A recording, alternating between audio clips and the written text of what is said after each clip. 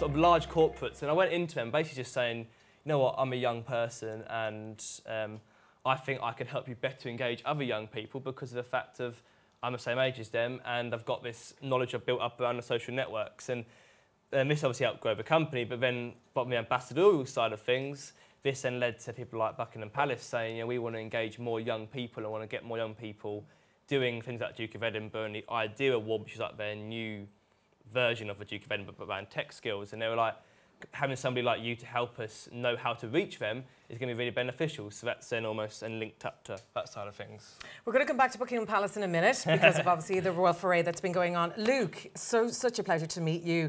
I was at the Rolling Stones last week. I paid €187 for a ticket, which was a lot to see Mick Jagger shake his stuff. But nonetheless, great performance. You, of course, on the other side of the fence, of course, you're selling the tickets with Massie Vibes. I'm so intrigued. Tell us more about your business. Yeah, so Vibe Tickets was started not really as a business. Yeah. It basically started on Twitter from a personal experience of myself. So I had 4 tickets to see Ed Sheeran in Manchester. Right. I bought the cards on, I bought the tickets on my card for me and my friends. Something came up in the social calendar which meant we could no longer go to the gig. So they asked me to get the money back for the tickets. So I paid £100 for these tickets. It's a lot. Yeah, it's quite a lot of money. So I knew that the event was a sellout and I thought I'd have no problem selling these tickets. So I went to Google like anyone else would and typed in selling tickets. Yeah. And there was 4 major sites, which you're probably all aware of, that came back, which allowed me to sell these tickets. So there was Viagogo, Seatwave, Get Me In and StubHub. And all of them allowed me to sell my tickets, but there was 2 major problems with these sites. So the first one was they all charged me a selling fee. So in order for me to get the £400 back, I had to list them at £500. And knowing as well at the other end the buyer was going to pay fees, it just didn't fit morally right with me. But the second problem, which was the biggest problem, was all these sites would only pay me with the money after the event. Now, as a 20-year-old lad, I couldn't really afford to give my friends back their £100 back and wait for 6 months. So I went on Twitter, like anyone who's got a problem at that age, went to rant and sort of tweeted the fact, look, I've got 4 tickets to see Ed Sheeran, #Manchester, who wants them? I just want the money back for them. And within 5 minutes, there was a number of genuine Ed Sheeran fans who tweeted me directly and said, Luke, I'll take them off your hands. Managed to get chatting to one real, genuine Ed Sheeran fan, sent him a screenshot of my confirmation, give him my PayPal details and managed to exchange straight away. Right, it was at that moment I thought there was a real need here from both a buyer's point of view and a seller's point of view. And the current people that are in the market aren't fulfilling that need. So that's when Vibe Tickets was born. It started off on Twitter and it was basically just a free resource. So if anyone wanted had a spare ticket or anyone wanted a ticket, they'd tweet us using the #GoodVibes. And we used to just share it. And because the barriers to entry were so low, the Twitter following just grew up and we outgrew Ticketmaster, which was the market leader in the first 6 months. That's amazing. What a story. I mean, at such a young age as well, not to bring that in as a factor all the time, but it's important because, Ben, you're only 19. I don't even want to tell you what I was doing when I was 19, and I'm sure many people in this room don't want to tell you when you're 19. You've exited business, you know, you're about to buy an apartment and move out with from your parents in London. I mean, go you. I mean, this is such an incredible aspirational side to business where at 11 you decided this is what you wanted to do. Do you ever get nervous? Is there a point in your mind where you think, oh God, what have I done? Have I bitten off more than I can chew? I think for me, the days when I sort of do nothing, they're the days I find nervous because I'm like sitting there and that's when you start to think, how did that happen? What if that doesn't happen again? You start to question if it's all going to happen and so on. And so I just keep myself busy and moving forward as a way of almost keep focusing on forward. And yes, I do reflect on things, but by spending so much time thinking about it, and that's when I start to get nervous. But I think for me, even technically now, I have no dependencies in that sense. I've got no mortgage at the moment. I've got nothing like that, which means that I could be able to do the risks and do the change in the company and not worry about the business, or not worry about me personally, because the business can do well and so on. What about working in Buckingham Palace? That's something I was definitely interested in speaking to you about today, and also 10 Downing Street. I mean, what is your role in working with both parties? So within Downing Street, it's working under the Small Business Committee to try and help them find a better way of helping small businesses within the UK, but then naturally, I then almost fit under how they can get more young people into business, but that's not a specific area. And then Buckingham Palace is mainly around IDEA. So IDEA is where Prince Andrew's basically his version of Duke of Edinburgh Awards, which he's starting up, but all around tech skills.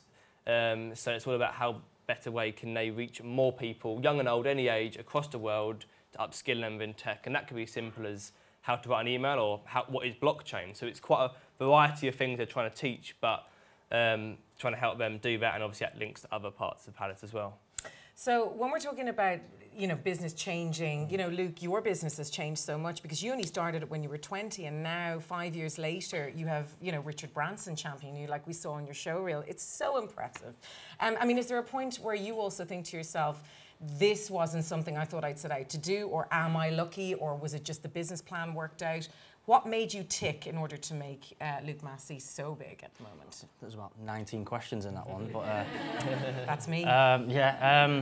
So yeah, things do change constantly, and startups are definitely one. As I said, Vibe, I never set out to change resale. It started off as a personal experience. Something's wrong here. Fans are being ripped off. Yeah. The media, resale gets this big bad name. Resale isn't an issue, I'll tell you right now, guys. How resale is being delivered to the customer is. Buyers and sellers need championing, consumers need choice, and the biggest problem with the resale industry is transparency. So I've had to learn over the last 5 years, someone who's not been in the industry, someone who's not worked with artists, someone who's not worked with venues, how the industry actually works. Has that been difficult, though? Very difficult, very, very difficult, because you go down one rabbit hole, you lead to another one, and you never really know what the issue is. And as I said, resale isn't the issue. A lot of these problems that we're finding start at the beginning, how tickets are actually distributed in the first place, and what Vibe's trying to build is basically an environment where fans can directly connect, and we get rid of the middleman who's deliberately exploiting people. But yeah, in terms of how things change, I think you've got to build a team, you've got to build a product which can be agile and can move around these things. And that's something that I think Vibe has built a brand on, which is listening to features that people want. So rather than us dictating, okay, we think that this is something that you guys are going to like, let's build it and then go out with it. We've adopted a very lean approach, which is listen to the people that we've got on social media. Okay, we want this feature, we want this to be easier. Okay, we then sit down with the technology team and we then make those changes. And I think building a product that people want is really important. And people ask me all the time, what makes Vibe different? I think we're doing something that not many brands are doing, which is we're listening. We're actually listening to what people want. Is that essentially what makes you tick, Luke? Is that by listening to people, and that's your... Yeah, and I think this is the problem that, big brands have got, is that they're too big, they're too incumbent, they're not listening to the consumers. Okay, fair enough. And I think, a lot of people need to innovate. I flew out to San Francisco on the tech trade mission, representing the UK, and this is what San Francisco has done so well. They've got incubators, which is they've got people that have been there and done it, and they're working very, very, very closely to universities to understanding what's actually happening on an economic level, and then they're building products to actually service that. I think the UK is, 5-10 years behind that, but I definitely think we're catching up on that. Good, good. Let's move on to another topic, which is social media. I love social media. I'm going to throw my spoke in there. I've been named the most influential entertainment journalist in Ireland. There you go. That's about as far as it goes. I mean, I Instagram all the celebrities I interview. I Instagram what I eat. I do, boomerangs and all that kind of stuff. But really, in terms of social media, I'm quite redundant and quite defunct. You guys are way on that platform. You know exactly how to manipulate and also to use that for your own leverage and for your business. So tell me what is important to you about social media. How is it working for your business?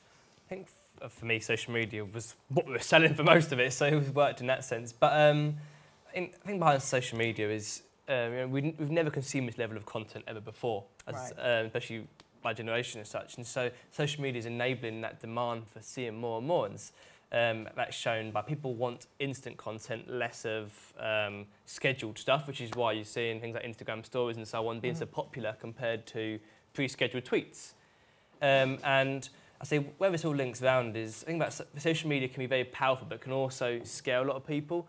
Like with Championers, we started doing personal branding for this, the MD, and when we're doing stuff for him and so on, and we were posting about what he was up that weekend, so a picture of him in Spain having a few cocktails, and he thought that's nice, it's my life and so on, and then a customer that next day in the reception of a resort said, oh, how was your weekend in Spain? And he literally freaked out because he was just like, oh my word, literally somebody's taken... I think he thought that social media was distant. He didn't realise that people have it in their pockets, check it so much. And suddenly this customer now approaching him and taking this online thing now offline scared him completely. And we ended up having to stop doing it for him because he was just like, he can't do it. But I think where it comes down to is social media is allowing this level of almost vulnerability and authenticity across people. yes, people hide and they do things like I'm going away and go for a holiday and post pictures of the next year and make up this fake lifestyle. I just posted all my pics from Italy. But, no, I know what you mean, but it's also a great way to, I suppose, showcase campaigns, and you've done that very successfully. So talk us through your campaigns as well. So majority of our campaigns are all around how we can get more young people into brands. So, for example, I use Champneys as an example there. So, Champneys as a spa resort, as an older clientele, typically, traditionally they'd be big on PR because that's how they'd get their thing. You know, Diana had a house there and so on, so they're very big on this style of customers. And they were like, we want to get more younger city workers who can come in for the weekend and come in and do that, which they came to us and said, what can you do? And this led to us producing a variety of different campaigns and so on. And it got great results. It lowered the average customer and it worked. But the exciting part for me was being able to take a very traditional, nice brand. You're not short on content at Champneys. You can walk on anywhere with a camera and you'll get nice things. But taking that and making it appeal to younger people, and even with like Virgin Racing, so they're big on e-racing, Formula E, which obviously the electric version of Formula One as such. And it's quite a geeky sport. Yeah, it's very much of a sort of thing you would do if you like it. If you ever heard a Formula E car, it sounds stupid, I think. So they're sort of people which like it, not people which like the typical F1 cars. And so we then had to try and find a way to engage more people, especially more women they wanted, into Formula E and into trying to support in their team. And again, that was it's down to not how you produce the content and how you produce the videos to make it appeal and to have come across in the right ways. And for me, I love that. And then influencer marketing was a big thing, which naturally grew from that. And we started influencer marketing in hands like Pot Noodle. Again, obviously, typical brand trying to reach young people to sell pot noodles to. But again, trying to help them give a new spin into how they approach things. And like I say, it worked for them and so on. Wow. You're all, both of you, force of nature. I'm so impressed. Luke, what are your tools or your tips and tricks in order to kind of create a social media platform? Because you work constantly with social media. Yeah, so as I said, Vibe was born on Twitter. I think so many interesting brands and products have come from social media. I think social just removes that barrier. You know, everyone is now a broadcasting tool, whether that's a personal brand or exactly. And the best brands are doing exactly that, which is social media should be social. You know, I think the people that are scared of social media are the ones that don't actually understand what they do. I think because they've removed that barrier. You know, at the end of the day, it's just you and the audience, and I think the best brands do it so well. There's things like Paddy Power, etc. Have just absolutely nailed social media. So I think my tip is just be real. Just understand what it is that you're trying to say and understand who your audience is. So I mean, Twitter has been an amazing platform for us. You've touched on Instagram, Snapchat, but yeah, from Vibe's point of view, that's where I really saw the scale of what was happening because on the back of me doing the Ed Sheeran thing, I sort of inquisitive young lad, I was trying to research keywords. And just on Twitter alone, there was between 15 and 25 million tweets per month with the keywords need tickets, want tickets, spare tickets. Right, okay. And that's when I thought to myself, well, all I have to do is match these people. And that's when the idea of having my own marketplace started, that, you know, if there's this scale of people using these channels to actually sell things, then there's a big problem here. So if I can build a service which is doing exactly what these guys are, transparent profiles, low barriers to entry, I can list a ticket within 30 seconds, maybe I could have something. And if I could do it with a model which actually really disrupts the big four and takes away profit margins from them, then I maybe have something that I can raise capital on the back of. So social media for me was the way of proving the model, and going on to the value of it is that we are in a day and age now where people can build an MVP for absolutely nothing. You know, I've seen so many people that come to me asking how do I raise capital, and I ask them what how much they're raising and what they're raising it for, and it's normally within the region of 100 to 200,000 for the first check. I ask them what it's for, and it's to build the MVP. You know, why are you building your own forum? Use Facebook. Go to an investor and say, I've got 100,000 people here talking about it on Facebook and I want to build my own. It's a much different conversation than, can I have £100,000 to prove this concept? Now, we need to talk about the cruel downside of the digital stratosphere. Both of you have experienced that, so let's kickstart with you, Ben, because there is a downside to it, right? Yeah. So I think for me, because I grew up almost online in PR and so on, because for some reason at such a young age, a press sort of tapped onto that, and it meant that I had social following from enough a day. I had social medias, and yeah, that's nice, and you get that nice warm feeling and so on. But that quickly dies, and you quickly start to get reality of social media, I'd say. And I think especially happened. So I became the first young entrepreneur, or youngest young entrepreneur, to get verified on all different social networks, which then naturally opens you up to problems. And I've had death threats. I've had an event I was meant to speak at in the Middle East, which ended up getting cancelled because I had a death threat. And the weird thing was, it wasn't at me personally, it was at the event, but because I was the main speaker, it was come round at me. But it was just like, for me, it's showing you how open social media actually is. And then, yeah, you get people tweet you random abuse and so on, and then you look into them, and their full-time job, I would call it, is tweeting abuse. And they'll do it to a million people a day, and they'll just go round and round and round. And it's, social media's opening up this vulnerability, which is scary. Even things like mental health within, especially young people, is on the rise, and I believe social media is a large factor in that. Absolutely. And it's the voyeurism of looking at people on Instagram and the want and the need. You're not the only one that gets trolled on the internet. You're all right. I do as well in Ireland. They kill me for certain things, especially my fashion. But Luke, in terms of... There's nothing wrong with it. Oh, right. I think it's pretty good today. I'm mellow yellow. But, in terms of obviously the cruelness and the disparity that goes on with social media, what's going to change though, Luke? What is going to change, do you know? Or will it? I don't think it will change. And I think a wise man once told me, if you want to know where mankind's going, you have to look where it's come from. And social media is just a new way of delivering information. This is not, trolling isn't new. It's happened on television. It's happened to me, but it's happened television, and then it happened in radio, and then it happened in print. This is just a new evolution of it. And I think what we need to educate people on is how to interact with that, and how to engage with that, and how to comment. How do you express that? How do you think this will move forward then? So I think, fake news. How do I tackle fake news? If I had that idea, I'd be writing a business plan in the other room. But I'm sure you've already started. Yeah. So I think fake news is a massive issue, and I think what fuels that is even worse. And social media, again, because there's no barriers to entry, it allows things to spread. But I think authentic sites need to come forward with a better solution. But I think it's down to the likes of Ben, and who I can't believe I'm saying this. I'm not the young lad on the stage, but Ben's the next generation of entrepreneurs to be trying to do his best from a social standpoint. Only a few years between us. Well, 6. I feel like the grandmother here in the middle. Jesus. It's one World Cup and nearly 2 Euros, isn't it? 6 years. So yeah, I think it's down to Ben to take, and also myself, to take this upon ourselves to try and do what we can to the next generation. A real quick one. If somebody in the audience here, or they have a daughter or a cousin or a brother or sister that wants to start a business in social media, what would you say to them? Don't. No, I'm not joking. What would you say? In a couple of words, both of you. We'll start with you, Luke. Because a lot of people feel this is the great platform to start on, but it's kind of a poison chalice. Really, isn't it? It's a poison chalice. I'd say go for it. I'd say go for it. The one good thing about social media is you get feedback straight away. You could put something out there, and within 10 minutes you know whether it's a good idea or not.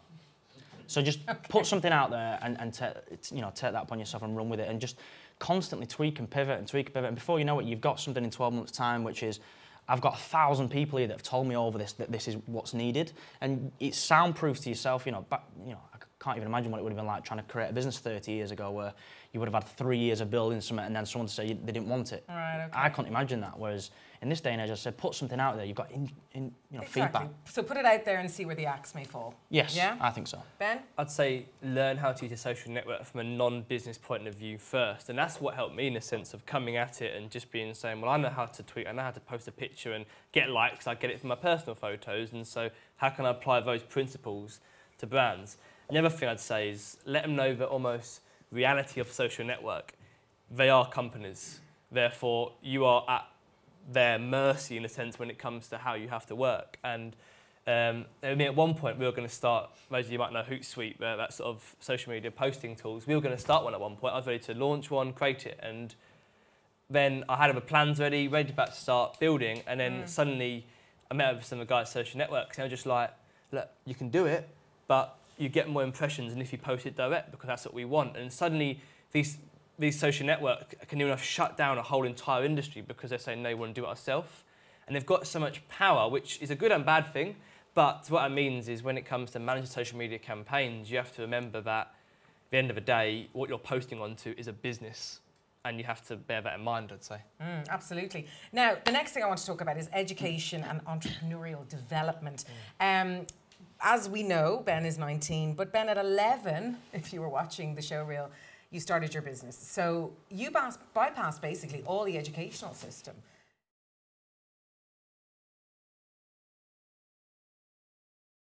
We don't know who that is. Someone. Was it a good or was it a bad thing? I mean, was it not a gamble leaving an education system behind and going, I want to be the next Richard Branson? So, both my parents, they're not in business, they're very risk averse. Mum works for the NHS, my dad's a draftsman. So for them, the whole business world is scary. You know, they're the sort of people when you get offered a mortgage, I'll get the lower end because they're like, that's safer, that's what I want to do. Yeah. So when I was like, I'm running this company and I'm making money by building websites, they were just like, we don't know what to do. You know, we can't advise you. We can't give you any money to help you out or anything. You just enjoy what you do. And so I then basically was doing it in the evenings after school and did my GCSE exams, and I did business GCSE and I thought it was going to help me, but the reality was it was so far apart from actually running a business. And I mean, I got a B in business GCSE, which was one of my lowest GCSEs results. Totally right. But when it come to then after that, I was like, I want to be now full-time within the business. It's something which I really wanted to do. Age 16, I wanted to be able to do that. I was employing about 3 or 4 full-time staff at this point, so I was like, I really want to focus on Ben, you know this is not normal. You know, no 11-year-olds go around, you know, they're probably knitting jumpers for their pet chihuahua. No, but you say that, business development, you know, it's becoming but a lot more normal. It's fantastic. It's becoming a lot more normal, though. Is it? YouTubers, think about Emma, for example. You know, I've got friends which are YouTubers making hundreds of thousands of pounds per month, per year, and they're young teenagers, and that's just a modern day form of a company. It's no different in that sense, but at the same time, it's not a common thing, so I can't sort of Google 15-year-old what to do about this. It's limited, and so age 16, did all my GCSE exams, and I was like, I now want to focus full-time into the business. And the law's changed, you have to be in education to 18 now, which almost shot me in the foot, because I was like, no, I've got this staff, I really want to grow it. I was really passionate about it and ready for it. And I then went to a local college and I was like, kind of like a 1-day-a-week accounting course or something, so I can run the company as well. And the upshot of that was I ended up employing myself as an apprentice in my own business, which meant that I'd be full-time from age 16 to 18, but also meant I was in education, but then I could run the company. And for me, it worked because I think I had the structure there, but what scares me is when I get messages from people which don't employ any staff, I've just got an idea and they're like, I want to now do this and go on. But I think education, yes, it has its downfalls, like anything else and so on, but I do believe that it helps make people, if that makes sense, as well. And although, yeah, there are some parts which I don't believe align well to industry, being in that regular place and going there day in, day out, just for some people, actually, it makes a massive difference. And so I'm a fan of the whole staying to 18, but I do think that there should be a better way of teaching entrepreneurial. Well, let's park that because we're going to come back to that in a second. Luke, you are also kind of on the same trajectory as Ben in the sense of, obviously, you did go to school, but you kind of said goodbye. Not sure. I don't think I could read or write at 11. Never mind set a business up. Yeah. I mean, God. I mean, it's just crazy, really, when you think about it. But you had gone through school, but you said goodbye to university. You didn't go all the way. Was that also a gamble, or was that something you chose because you decided I want to be a businessman? Well, yes. So I set up my first business when I was 17. So I mean, my entrepreneurial journey started well before that. You know, I was the young lad who was selling Haribo sweets in the playground. I was the lad who was selling then Lucasades in summer. Yeah, yeah, you was my favourite customer. Yeah. So and that for me was you know, school. I'd make £30–40 a week, which would then give me some money to do things with my friends at the weekend because, you know, I'm not from a family that could sort of do those things. Okay, fair enough. So I think I learned very, very quickly, carved, you know, that entrepreneurial, buy something for £1, sell it for a bit more. But yeah, so when I was 17, I went to Cardinal Newman, which is a college based in Preston, to do my A-levels. And in my first year, you do AS. And I was doing business, finance, economics. It interested me. And at the same time, I had a part-time job at a law firm, which was just around the corner. So I'd go to college 9 to 4, and then I'd sprint to the call centre. And basically, I was the young, annoying lad on the lead generation which was ringing you up about your PPI. And this was at the time just before you know, the banks had lost, so it was really hard to sell. So just to give you an idea, 1 in 20 people that we'd speak to would actually allow us to then fill out a form for us.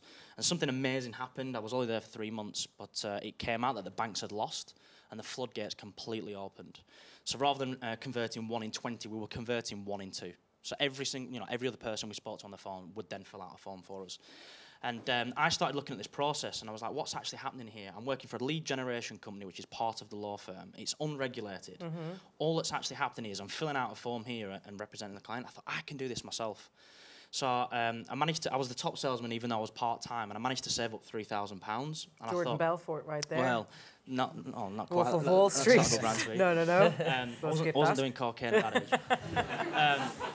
So anyway, I saved up £3,000, and I managed to convince 2 of the other women that were full-time there that I'd just got this amazing investor. He's backed me. Come on, leave your job full-time.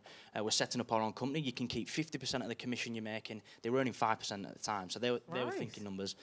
Yeah, at the same time, I was at college. So I went to get an office space in Preston. It was a four-man office, and got these 2 women in there working on it. And I created this script and had this form. And I called the company Mortgage Claims Direct, and you guys can Google this. And the reason why I called it Mortgage Claims Direct is when I was ringing people, no one really wants to give you a time of day when you're calling about PPI, and everyone was doing it at the time. But if I ring you up about your mortgage, you're going to give me 10 seconds. And that was the 10 seconds that I needed to actually get them on the phone. There you go. So I created this script and got these 2 women working on it. And you know, I had basically, with the £3,000, I worked out that I had 6 weeks worth of money, and I was hoping that some of the claims would start coming in, but it didn't. And it got to week 8, and these 2 women that was working for me, first of all, I wasn't there during the day, and I was starting to run out of excuses, but I was at college. And then second of all, they didn't get paid for 2 weeks, and I said to them, look, this investor is sailing around, I'm waiting for him to send a check, etc. I was really worried, but touch wood, some of the claims started to come in, which gave me some cash flow.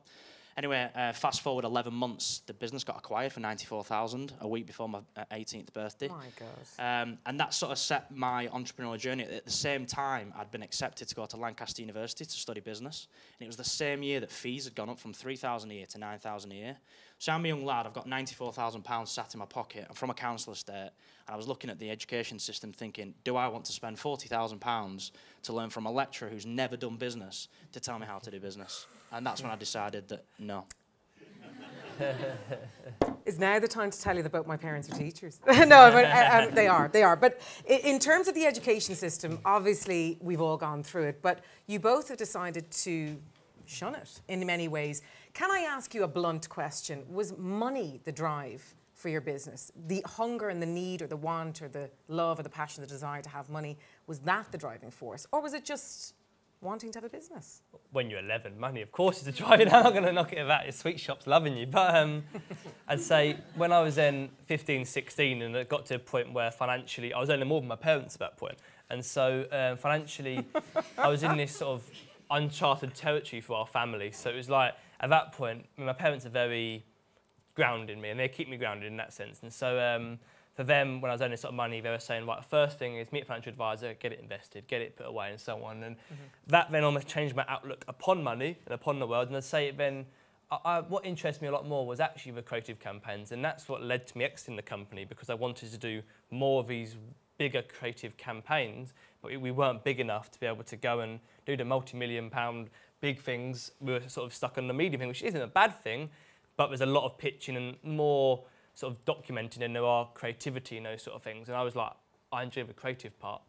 You mentioned before, that's why I asked you to park it, about what was lacking in the education systems. And I know you obviously touched on that. You were like, I don't want somebody, teaching me about business and they've done nothing about it. And I've got 94,000 in my back pocket. What is lacking and what can change? I think, first thing to make it clear, I don't believe that, especially in business studies, for example, that we should expect all business study teachers to be ex-business people, because at the end of the day, successful business people, the salary they're going to want to become teachers, it's not going to be feasible. And so I think the job of education is actually to be in partnership with industry. And what I mean by that is, a good example was John Moores University in Liverpool. So they've got this fantastic programme where no matter what you're studying, you do a month, a term in entrepreneurship around trying to tackle a problem.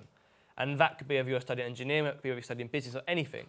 And so what they're doing by that is they're helping align people better to a workplace. You're still learning the whole academic side of things, which is why to go to university. You know, you go back to further your academic knowledge, but by helping give you that practical experience as well, is making more rounded people, and you can see by their sort of percentage of people who go on and get whatever salaries and so on, they do really well because of that. And for me, the education system does need to be modernised. It needs to be a lot more aligned to the world we live in. You know, we live in a world where I can have my phone in front of me at home and technology all around me, go into a classroom and I'm, you know, stripped naked full of the stuff which I do, and you know, all your technology's gone.